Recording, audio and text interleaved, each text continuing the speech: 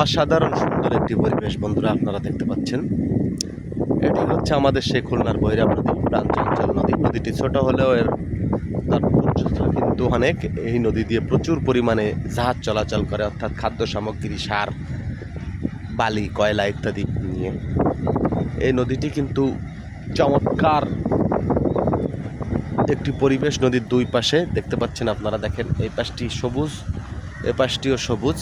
আর এই যে বড় বড় জাহাজ তো চলেই, লক্ষ লক্ষ মানুষের কর্মসংস্থান হয় এই নদী দিয়ে। অর্থাৎ আমাদের মোংলা পোর্ট থেকে যত মাল ওঠে, বলা যায় 90% মালই এই নদীতে ঢোকে। এজন্যই আমি বলছি নদীটি খুব তাৎপর্যপূর্ণ। এই নদীটা কিন্তু নদীটি বেশি বড় নয়, ছোট।